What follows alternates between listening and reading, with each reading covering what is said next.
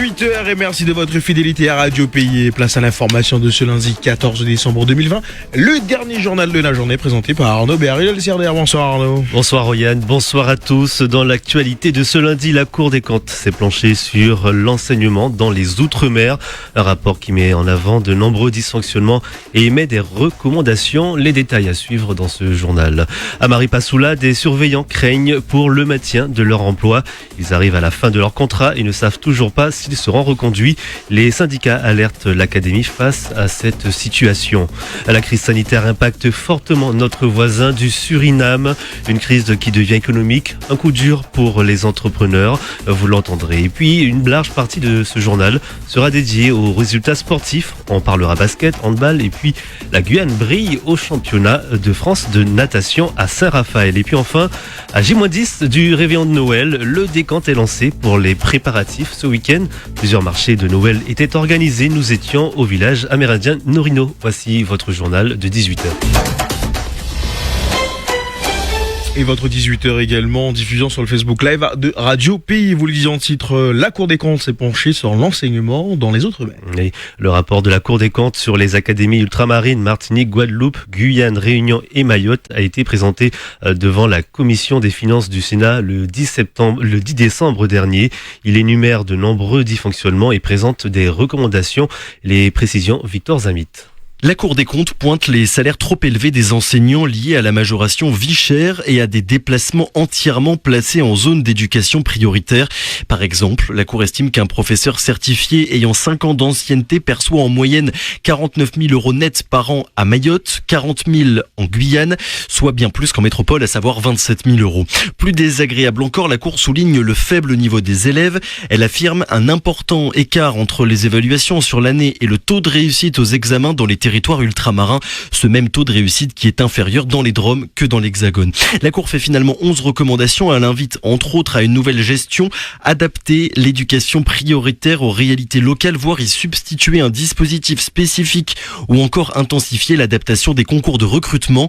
En somme, l'éducation en Outre-mer coûte cher et ça ne marche pas bien. C'est la formule choc utilisée par le sénateur Gérard Longuet qui pourrait contrarier tout le corps enseignant ultramarin. Merci Victor Zamit pour ces précisions. À Maripasoula, des surveillants craignent pour le maintien de leur emploi. Et des surveillants recrutés à l'époque où l'internat du collège Grand Mandifou était géré par les religieuses. Alors en 2012, alors que l'internat devient public, l'académie leur avait proposé des contrats d'AED d'une durée limitée à 6 ans, soutenus par plusieurs syndicats. De surveillants ne savent plus trop sur quel pied danser. Des agents qui ont acquis une expérience depuis plusieurs années, nous explique Dany Mizrahi, professeur du collège Grand Mandifou et représentant du syndicat Sud Éducation. C'est quand même des gens qui travaillent là depuis certains 20, 30 ans, voire plus. Donc forcément, ils savent comment fonctionne l'internat, ils connaissent les familles, ils connaissent les jeunes.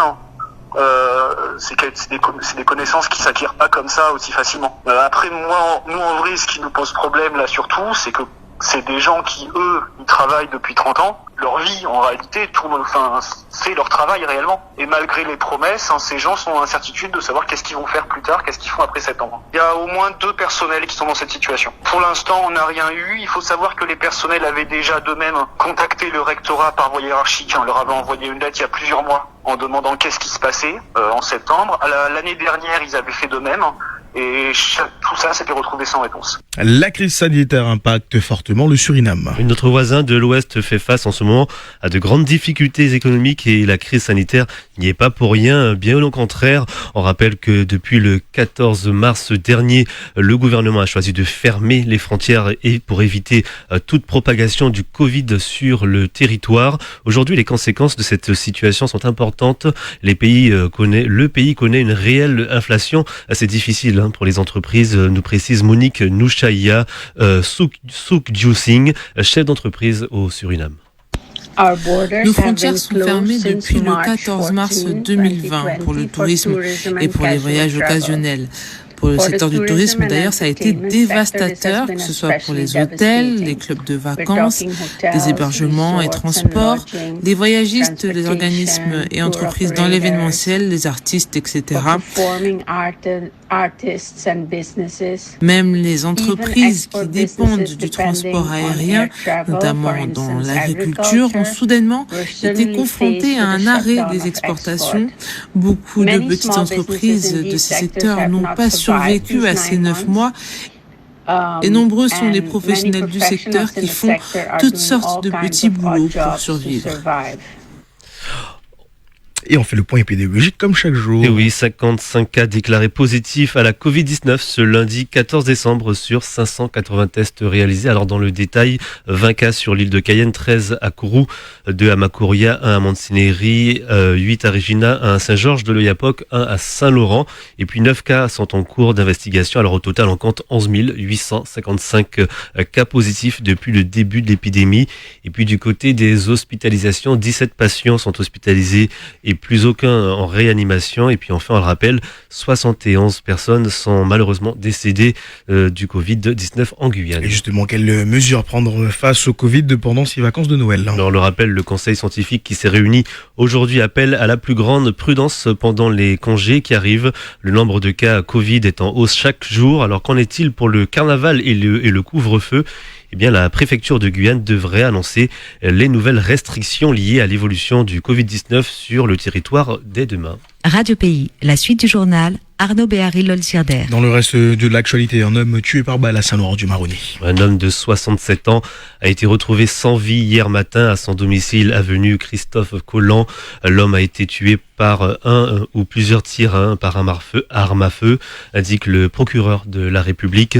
Une enquête pour meurtre a été ouverte et confiée à la brigade de recherche de la gendarmerie de Saint-Laurent-du-Maroni, qui a d'ailleurs lancé un appel à témoins. Allez, parlons sport maintenant et nous commençons avec la natation. Amalia Pigré devient championne de France. Et c'est une première pour la jeune nageuse de 19 ans qui a débuté sa carrière au cercle des nageurs de Cayenne à l'âge de 3 ans. Vendredi, la Guyanaise décroche l'or aux 50 mètres d'eau en 28 secondes et 32 centièmes au championnat de France à Saint-Raphaël. C'est même la 4e performance française de tous les temps dans cette catégorie.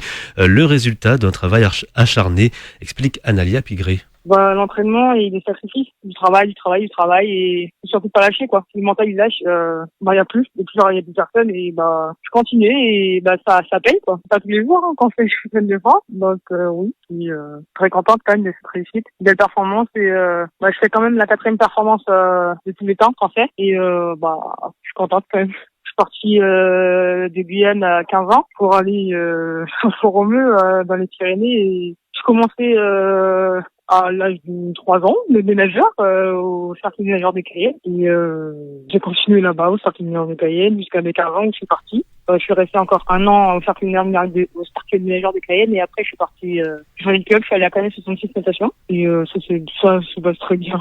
Voilà. Voilà, Amalia Pigré, donc championne de France aux 50 mètres d'eau, aux 50 mètres papillon. Par contre, Amalia Pigré termine 3e en 27 secondes et 17 centimes.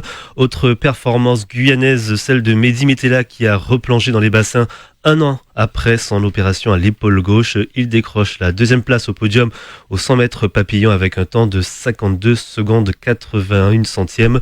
Alors un chrono qui est loin des minima qui pouvaient lui permettre de se placer pour les JO de Tokyo, qui est de 51 secondes 73 centièmes. Allez, place à la troisième journée chez les féminines en hand. Alors le Gel d'Art de Kourou et le RHK en déplacement ont triomphé et confortent leur place de leader à Saint-Laurent-du-Maroni.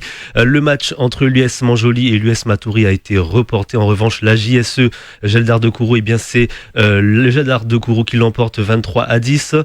Le Cosma face au RHK, c'est le RHK qui l'emporte 27-22. Nous avons recueilli la réaction d'un joueur du coach du Cosma, Thierry Pape. On l'écoute. On a pu voir que les deux équipes sont de niveau équivalent. Je pense que défensivement nous avons répondu. On était vraiment là, vraiment présents et les ballons gagnés en défense malheureusement ne sont pas concrétisés en attaque. Nous avons fait beaucoup trop de fautes, des fautes même stupides par moment.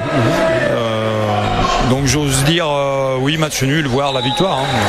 Parce que je suis là pour gagner, comme tout le restant de mon équipe. Les objectifs pour cette saison? Figurer le mieux possible. Nous, c'est une équipe un peu reconstituée en senior, on va dire. Mais Mais globalement, la mayonnaise a bien pris entre tout le monde et on se fait plaisir sur le terrain. Donc c'est figurer le mieux possible. Voilà, si on est 3e, 4e, on sera dans les objectifs, on va dire. Hein. Et puis voilà. De toute façon, on prend match après match. Hein, tout est bonus quand ça se passe bien après. Thierry Papan, entraîneur du Cosma en hand, une réaction recueillie par Alain Paulmin. Et la Ligue de basket en détection des besoins dans l'Ouest. Une équipe de la Ligue de basket a rencontré les acteurs de la discipline dans l'Ouest au chevet des clubs de Mana à Patou et Saint-Laurent. Roland Darnal a pu recueillir les besoins en formation, signer également des conventions et autres détections de besoins. Il était important de mutualiser nos moyens, explique Roland Darnal, président de la Ligue de basket. C'est une belle mission de la Ligue de basket sur plusieurs axes de travail administratifs. J'ai pu rencontrer les présidents de clubs de l'Ouest et la section sportive de Lumina Sophie. Sur le plan officiel, une formation d'OTM, une formation d'arbitre et puis sur le plan technique, un encadrement technique de la commission technique avec de jeunes potentiels cadres pour les clubs de West Basket, Cosma et Association Guyane sans frontières de Mana. Est-ce que ça veut dire dans l'Ouest il y avait un manquement ? Oui.